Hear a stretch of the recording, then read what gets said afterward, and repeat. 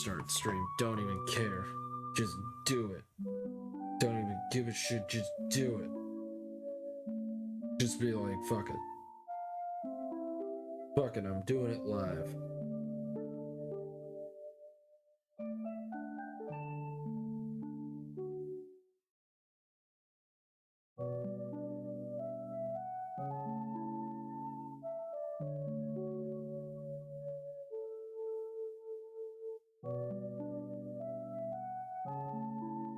Alright, hold up. I gotta fucking. God damn it. I gotta charge my phone. Things that you forget that you need to do before you start the stream, but fucking you don't. So, you know, you're here. You know. You're here. It's like, yes, I'm here now.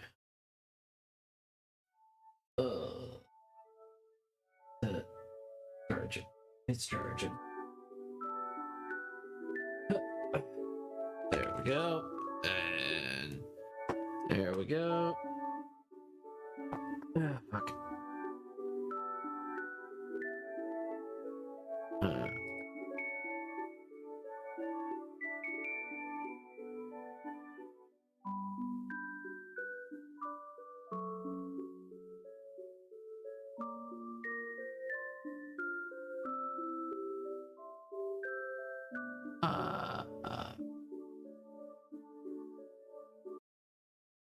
Public domain. Public domain.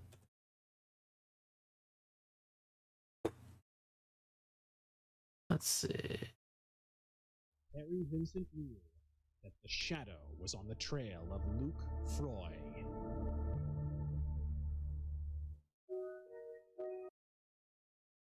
Blackstone Audiobooks presents Thunderball by Ian Fleming. Chapter 1. Take it easy, Mr. Bond. It was one of those days when it seemed to James Bond that all life, as someone put it, was nothing but a heap of 6 to 4 I would like games. something serious. To begin with, he was ashamed of himself, a rare state of mind. He had a hangover, a bad one, with an aching head and stiff joints. When he coughed, smoking too much goes with drinking too much and doubles the hangover, a cloud of small, luminous black spots swam across his vision like amoeba on pond water. The one drink too many signals itself unmistakably. His final whiskey and soda in the luxurious flat in Park Lane had been no different from the 10 preceding ones, but it had gone down reluctantly and had left a bitter taste and an ugly sensation of surfeit. And although he had taken in the message, he had agreed to play just one more rubber. £5 a hundred, as it's the last one.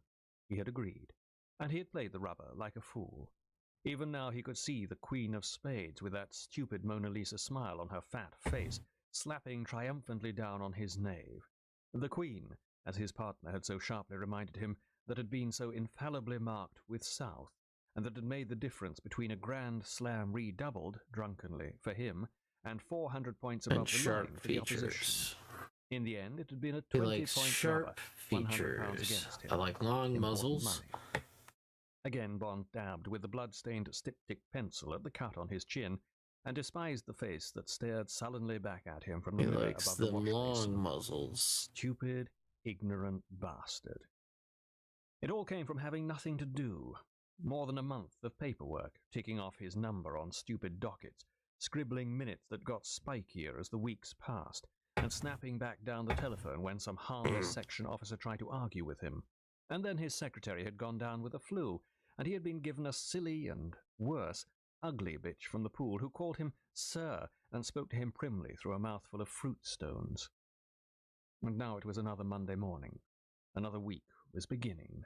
The May rain thrashed at the windows. Bond swallowed down 2 Fenzics and reached for the Enos. The telephone in his bedroom rang. It was the loud ring of the direct line with headquarters. James Bond, his heart thumping faster than it should have done, despite the race across London and a fretful wait for the lift to the 8th floor, pulled out the chair and sat down and looked across into the calm, grey, damnably clear eyes he knew so well. What could he read in them? Good morning, James. Sorry to pull you along a bit early in the morning. Got a very full day ahead. Wanted to fit you in before the rush. Bond's excitement waned minutely. It was never a good sign when M addressed him by his Christian name instead of by his number. This didn't look like a job, more like something personal. There was none of the tension in M's voice that heralded big, exciting news. M's expression was interested, friendly, almost benign. Bond said something non-committal. Haven't seen much of you lately, James. How have you been? Your health, I mean.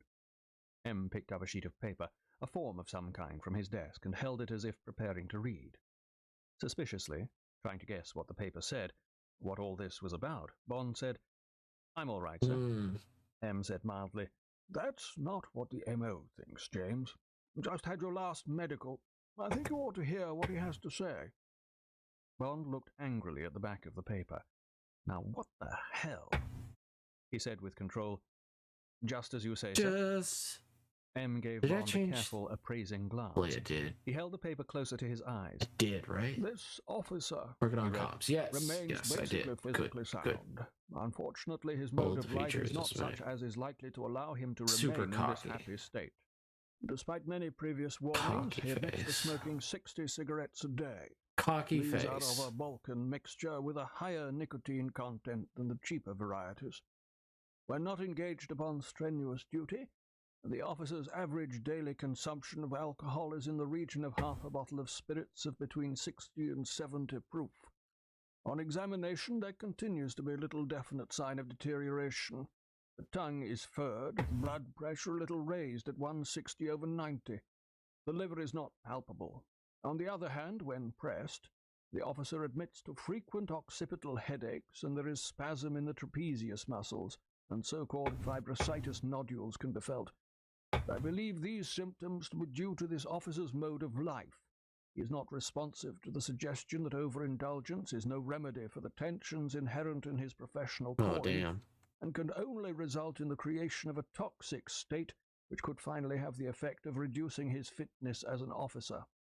I recommend that number 007 should take it easy for 2 to 3 weeks on a more abstemious regime, when I believe he would make a complete return to his previously exceptional high state of physical fitness. Damn. M Telling reached over and James slid the report Bond that into his he's out tray.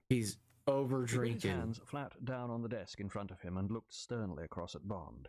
He said, "Not very satisfactory, is it, James?" Bond tried to keep impatience out of his voice. He said, "I'm perfectly fit, sir. Everyone has occasional headaches. Most weekend golfers have fibrositis. You get it from sweating and then sitting in a draft. Aspirin and embrocation get rid of them. Nothing to it, really, sir." M said severely, "That's just where you're making a big mistake, James. Taking medicine only suppresses these symptoms of yours. Medicine doesn't get to the root of the trouble, it only conceals it. The result is a more highly poisoned condition which may become chronic disease. All drugs are harmful to the system. They are contrary to nature. The same applies to most of the food we eat. White bread with all the roughage removed, refined sugar with all the goodness machined out of it, pasteurized milk which has had most of the vitamins boiled away, everything overcooked and denaturized. Why?" M reached into his pocket for his notebook and consulted it. "Do you know what our bread contains apart from a bit of overground flour?" M looked accusingly at Bond. "It contains large quantities of chalk, also benzol peroxide powder, chlorine gas, sal ammoniac, and alum." M put the notebook back in his pocket. "What do you think of that?" Bond, mystified by all this, said defensively, "I don't eat all that much bread, sir." "Maybe not," said M impatiently, "but how much stone-ground whole wheat do you eat? How much yogurt? Uncooked vegetables, nuts, fresh fruit?" Bond smiled. "Practically none at all, sir." "It's no laughing matter." M tapped his forefinger on the desk for emphasis. God "Mark my damn, man. words. There is no way to health except the natural way. All your troubles," A Bond opened his naturalist. mouth to protest, but M held up his hand. "The deep-seated toxemia I didn't need to revealed by know your about medical this are the for result M. of a basically unnatural way of life. Ever heard of Bircher-Brenner, for instance? Or Neep? Preisnitz? What are you doing over Wrigley? there? Schroth? Yeah, I'm Grossman? looking for Lutz? your tweet. No, sir. Just so. You know Well, those me, are the I'm men you looking would be for the wise to study. treat. They are the great naturopaths, the men whose teaching we have foolishly ignored. Fortunately, M's eyes gleamed enthusiastically. There are a number of disciples of these men practicing in England.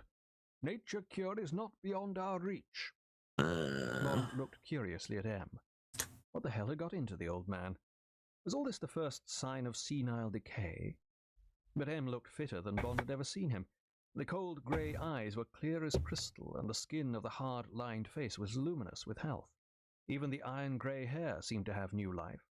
Then what was all this lunacy? M reached for his in tray and placed it in front of him in a preliminary gesture of dismissal. He said cheerfully, "Well, that's all, James. Miss Moneypenny has made the reservation. 2 weeks will be quite enough to put you right. You won't know yourself when you come out. New man." Bond looked across at M, aghast. He said in a strangled voice, "Out of where, sir?" "Place called Shrublands, run by quite a famous man in his line. Wayne. Joshua Wayne. Remarkable chap. 65. Doesn't look a day over 40. He'll take good care of you. Very up-to-date equipment. Even got his own herb garden. Nice stretch of country, near Washington in Sussex. And don't worry about your work here. Put it right out of your mind for a couple of weeks. I'll tell 009 to take care of the section." Bond couldn't believe his ears. He said, "But, sir, I'm perfectly all right. Are you sure? I mean, is this really necessary?" "No," M smiled frostily. "Not necessary. Essential. If you want to stay in the 00 section, that is. I can't afford to have an officer in that section who isn't 100% fit." M lowered his eyes to the basket in front of him and took out a signal file. "That's all, 007. A signal file. The tone of voice was final. Bond got to his feet. He said nothing. He walked across the room and let himself out, closing the door with exaggerated softness. Outside the door, Miss Moneypenny looked sweetly up at him. Bond walked over to her desk and banged his fist down so that the typewriter jumped. He said furiously, "Now what the hell, Penny? Has the old man gone off his rocker? What's all this bloody nonsense? I'm damned if I'm going. He's absolutely nuts." Miss Moneypenny smiled happily. "The manager's been terribly helpful and kind. He says he can give you the Myrtle room in the annex. He says it's a lovely room. It looks right over the herb garden. They've got their own herb garden, you know." "I know all about their bloody herb garden. Now look here, Penny." Bond, I know about that. Be a good girl and tell me what it's all about. What's eating him? Miss Moneypenny, who often dreamed hopelessly about Bond, took pity on him. She lowered her voice conspiratorially. "As a matter of fact, I think it's only a passing phase, but it is rather bad luck on you getting caught up in it before it's past. You know, he's always apt to get bees in his bonnet about the efficiency of the service. There was the time when all of us had to go through that physical exercise course. Then he had that head shrinker in The Psychoanalyst Man. You missed that. You were somewhere abroad. All the heads of section had to tell him their dreams. He didn't last long. Some of their dreams must have scared him off or something. Well, last month, M got lumbago, and some friend of his at Blades, one of the fat drinking ones, I suppose." Miss Moneypenny turned down her desirable mouth. "It looks like you're going to the Shadow Realm, Jimbo." This man That said, bloody herb told M garden. that we were all like motor cars, and that all we Heart! needed from time to time Your was to go to a color garage and get changed. decarbonized. No. He said he went there every year. He said it only Heart, cost I don't 20 know what I'm guineas a gonna week, which do was with less than what he spent in without Blades in one day. your And it made him color feel being wonderful. gold. And you know, M always likes I trying new love things. gold. And he went there for 10 days and came back absolutely sold on the place. Yesterday he gave me a great talking to all about it. And this morning in the post I got a whole lot of tins of treacle and wheat germ and heaven knows what all. Hope you're doing I don't know well, what to do with the stuff. Heart. I'm afraid my poor poodle Feel will like a have to live on college it. kid right now. Anyway, that's what happened, and I must say I've never seen him in such wonderful form. Hope He's everything's absolutely going rejuvenated. well. I'm doing He looks like that blasted man in palms the old right now. Prussian salts advertisement. So, But why does he guy pick like on shark me to go to this features. nut house? Miss Moneypenny gave a secret smile. So, You know shark he thinks the world features. of you. Or perhaps you don't. Anyway, as soon as he saw your medical, he told me to book you in. Miss Moneypenny screwed And up her nose. long But James, snoot. you really drink and smoke as much as that? It can't be good for you, you know. She looked up at him with motherly eyes. Bond controlled himself. He summoned a desperate effort at nonchalance, at the throwaway phrase. "It's just that I'd rather die of drink than of thirst. As for the cigarette, it's really only that I don't know what to do with my hands." He heard the stale hangover words. But fall hope like everything's tinder been in a going dead well. grate. How's school out the been? schmaltz. How's What you need is a life double been? brandy and Hope soda. everything's going Miss well. Moneypenny's warm lips pursed into a disapproving line. "About the hands. That's not what I I hope heard. life is going Now, well don't as you start well. on me, Penny. I Bond got a walked new angrily towards the car. door. He turned round. Any more ticking off from you, and when I get out of this place, I'll give you such a spanking you'll have to do your typing off a block of Dunlopillow. Whoa. Miss Moneypenny smiled sweetly at him. I don't think you'll be able to do much spanking after living on nuts and lemon juice for 2 weeks, James. Bond made a noise Nuts between a and grunt lemon juice and a snarl, and diet. stormed Damn. out of the room. Oh man. Chapter 2. Man, Juiceman. Troublers. They James Bond only slid knew his suitcase about into the the back of the old juice. chocolate-brown Austin taxi and climbed into the front seat beside the foxy, pimpled young man in the black leather windsheeter. The young man took a comb out of his breast pocket, ran it carefully through both sides of his duck-tail haircut, put the comb back in his pocket, then leaned forward and pressed the self-starter. The play with the comb, Bond guessed, I'm was to generally assert tired, Bond to be that honest. the driver was Life really is only tiring. taking him It and is. his money as a It favour. is tiring. It was But typical of the that's cheap life. self-assertiveness of young labour since the war. True. This youth, thought So Bond, makes true. about £20 a week, despises his parents, and would like to be Tommy Steele. It's not his fault. He was born into the buyer's market of the welfare state, and into the age of atomic bombs and spaceflight. For him, life is easy and meaningless. Bond said, "How far is it to Shrublands?" The young man did an expert but unnecessary racing change round an island and changed up again. "About half an hour?" He put his foot down on the accelerator and neatly but rather dangerously overtook a lorry at an intersection. "You certainly get the most out of your Bluebird." The young man glanced sideways to see if he was being laughed at. He decided that he wasn't. He unbent fractionally. "My dad won't spring me something better. Says this old crate was okay for him for 20 years, so it's got to be okay for me for another 20. So I'm putting money by on my own. Halfway there already." Bond decided that the comb play had made him over-censorious. He said, "What are you going to get?" "Volkswagen minibus. Do the Brighton races." "That sounds a good idea. Plenty of money in Brighton." "I'll say." The young man showed a trace of enthusiasm. "Only time I ever got there, a couple of bookies had me take them and a couple of tarts to London. 10 quid and a £5 tip, piece of cake." Man. Certainly was. 10 quid. But you can get both kinds at Brighton. Man, I'm learning so much. There are some tough gangs Bucket's operating out of quid. Brighton. What's happened to the Bucket. bucket of blood these days? Never opened up again after that case they had. The one that got in all the papers. The young man realized But that he I was hope talking as if life to an will equal. get better for He you, glanced Heart. sideways and looked Bond up and down. I got a with new interest. car. You going into the Scrubs or just So, visiting? you know. Scrubs? You know. Shrublands. Wormwood Scrubs. I'm one of the Scrubs, cool said the young man kids. laconically. You know, I like the usual ones I get to I take owe there. bank Mostly money. fat women and old geezers who tell me not to drive so fast, or And it'll I've shake gotta up their get sciatica credit. or something. Bond laughed. So, I've you got 14 know. days without the Too option. much Doctor fun. thinks it'll do me good. Got to take it easy. What do they think of the place round here? The young man took the turning off the Brighton road and drove westwards under the downs through Poynings and Fulking. The Austin whined stolidly through the inoffensive countryside. People think they're I hope Don't they care for like the it. place. All those rich folk, they don't spend any money in the area. Tea rooms, Hate it already. Hate it. especially out of the cheats. He looked at Bond. You'd be surprised. Grown people, some of them pretty big shots in the city and so forth, and they motor around in their Bentleys with their bellies empty, and they see a tea shop and go in just for their cups of tea. That's all they're allowed. Next thing, they see some guy eating buttered toast and sugar cakes at the next table, and they can't stand it. They order mounds of the stuff and hog it down just like kids who've broken into the larder, looking round all the time to see if they've been spotted. You'd think people like that will be ashamed of themselves. Seems a bit silly when they're paying plenty to take the cure or whatever it is. And that's another thing. The young man's voice was indignant. I can understand charging 20 quid a week and giving you 3 square meals a day, but how do they get away with charging 20 quid for giving you nothing but hot water to eat? Doesn't make sense. I suppose there are the treatments. It must be worth it to the people if they get well. Guess so, said the young man doubtfully. Some of them do look a bit different when I come to take them back to the station. He sniggered.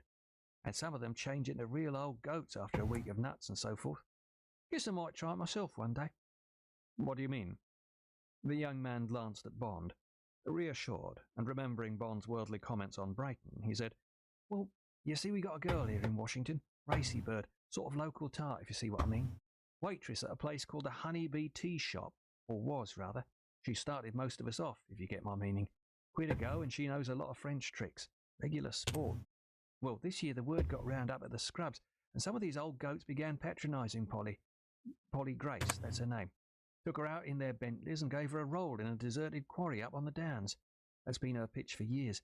Trouble was they paid her 10 quid, and she soon got too good for the likes of us. Priced her out of our market, so to speak. Inflation, sort of. And a month ago she chucked up her job at the Honey Bee. And you know what? The young man's voice was loud with indignation. She bought herself a beat-up Austin Metropolitan for a couple of £100 and went mobile. Just like the London tarts in Curzon Street they talk about in the papers. Now she's off to Brighton, Lewis, anywhere she can find the sports. And in between whiles she goes to work in the quarry with these old goats from the scrubs. Would you believe it? The young man gave an angry blast on his klaxon at an inoffensive couple on a tandem bicycle. It would be very funny if they tell us about this woman and she never comes up. I wouldn't have thought these people would be interested in that sort of thing. I actually love that about stories where to eat at this place. They have small little bits and things. He felt he had been too emphatic. Sometimes that's what we it's just there to be a red herring. He's the son of the local doctor. Talked the thing over with his dad in a roundabout way, sort of. And his dad said no. I was gifted he said a this sub sort of to diet, no Lanny drink, plenty of rest, but with a massage and the hot and cold sits baths and what have you. He said that all clears the bloodstream and tones up the system, if you get my meaning. I guess I'm sure Locust followed me. That's very sweet of them. Again, if you know the song by that. It's very sweet. Clooney. I didn't even notice. He said, well. I was in the middle of fucking work today because it was goddamn awful. A sign on the right of the road. Goddamn awful. Gateway to health. First right. Well. Silence, please. The road ran through a wide belt of firs and evergreens in a fold of the downs. The high wall appeared, and then an imposing, mock-battlemented entrance with a Victorian lodge, from which a thin wisp of smoke rose straight up among the quiet trees. The young man turned in and followed a gravel sweep between thick laurel bushes. An elderly couple cringed off the drive at a blare from his klaxon, and then on the right there were broad stretches of lawn and neatly flowered borders, and a sprinkling of slowly moving figures, alone and in pairs. And behind them a red brick Victorian monstrosity from which a long glass sundial at work and a bit busy, so we'll be mostly lurking. That's totally fine. With a crenellated roof.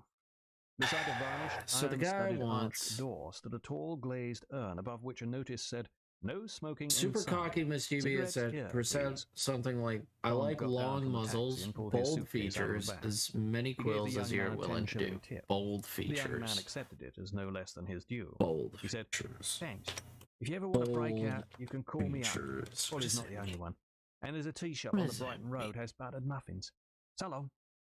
He banged the gears into bottom and ground off back the way he had come.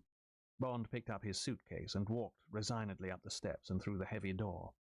Inside it was very warm and quiet. At the reception desk in the big oak-panelled hall, a severely pretty girl in starched white welcomed him briskly. When he had signed the register, she led him through a series of somberly furnished public rooms and down a neutral-smelling white corridor to the back of the cheekbones. Here there was a communicating door with the annex, I thought that. A long, low, cheaply built structure with rooms on both sides of a central passage. The doors bore the names of flowers and shrubs. She showed him into Myrtle, told him that the chief would see him in an hour's time at 6 o'clock, and left him. It was a room-shaped room, with furniture-shaped furniture, and dainty curtains. The bed was provided with an electric blanket. There was a vase containing 3 marigolds beside the bed, and a book called Nature Cure Explained by Alan Moyle, MBNA. Bond opened it and ascertained that the initials stood for Member British Naturopathic Association. He turned off the central heating and opened the windows wide. The herb garden, row upon row of small, nameless plants round a central sundial, smiled up at him.